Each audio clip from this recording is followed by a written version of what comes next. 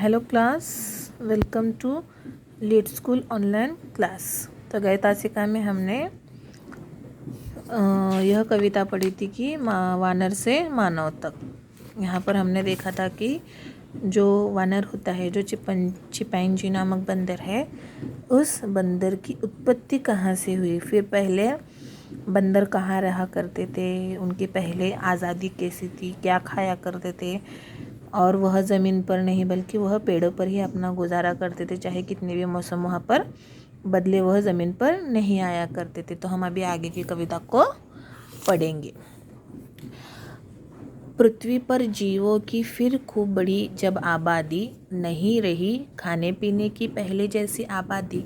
यानी पृथ्वी, अपनी जो यह धरती है, उस धरती पर इन जीवों की, यानी जो जीव होते हैं, वह चाहे पानी में रहने वाले जीव हो या चाहे वह ज़मीन पे रहने वाले जीव की क्या हो गई, आबादी बढ़ गई और संख्या उनकी ज़्यादा बढ़ गई।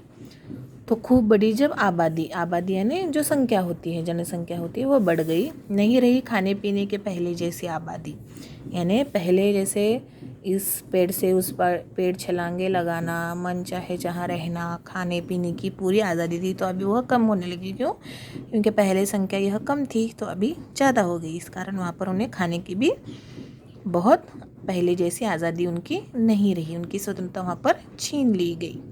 तो आगे देखो, फिर तो बंदर दादा नीचे पेड़ों पर से उतर पड़े। यानी जो चिपैंजी नामक बंदर है, पहले वो पेड़ों पर ही रहना, इस पेड़ से उस पेड़ छलांगे लगाना, फूलों के पत्ते, जो कलियाँ जो होती है, वह खाकर अपना गुजारा करते थे। फिर वह क्या गए, अभी खाने की उन्हें आज़ादी नहीं रह गई। यानी ज़्यादा जो बंदर होते हैं, ज़्यादा जो रहने वाले पेड़ों पर प्राणी पक्षी होते हैं, ये ज़मीन पर रहने वाले प्राणी होते हैं, उनकी संख्या ज़्यादा होने के कारण उन्हें खाने की तंगी महसूस होने लगी। तो वह क्या किए, उन्होंने क्या किया, अब वह बंदर दादा पेड़ों पर से क्या हो गए, वो उतर कर नीचे आ गए। फिर सीधे तान कर वह मानव जैसे, यानी जैसे वह अभी ऐसे तान कर, यानी सीधा, वह स्ट्रेट जिसे कहते हैं, वह सीधा मानव जैसा दो पैरों पर खड़े हो गए। यानी दो पैरों पर वह खड़े हो गए।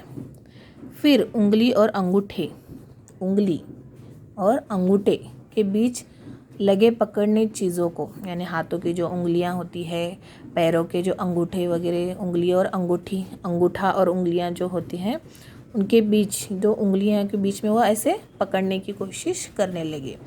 छोड़ दिया बंदर दादा ने पीछे सारे जीवों को, जो भी उनके साथ रहने वाले, पेड़ों पर, ज़मीन पर रहने वाले, उन सभी को छोड़ दिया। अभी वह अपनी ज़िंदगी को वह जीने लगे थे, आगे की ओर मानव में रूपांतर होने वह जा रहे थे।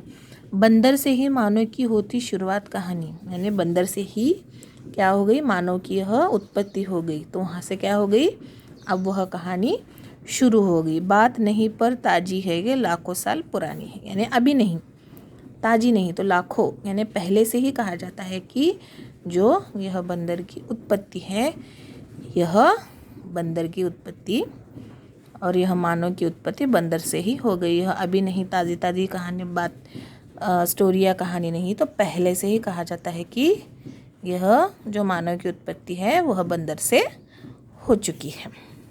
तो यहाँ पर आपको कविता समझ में आ गई होगी। तो यहाँ पर हम मौखिक प्रश्नोत्तर पढ़ेंगे। जीवाणु सबसे पहले उत्पन्न कहाँ हो गए? तो यहाँ पर इसका उत्तर बोल सकते हैं कि वह जीवाणु सबसे पहले कहाँ हो गए उत्पन्न, तो वह पानी में हो गए। बरोबर।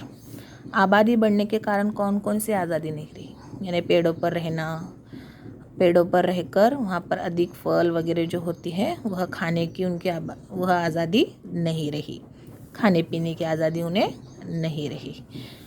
मानव को किसका परिवर्तित रूप माना जाता है? बंदरों का। इस कविता को आपको पढ़ना है स्वयं।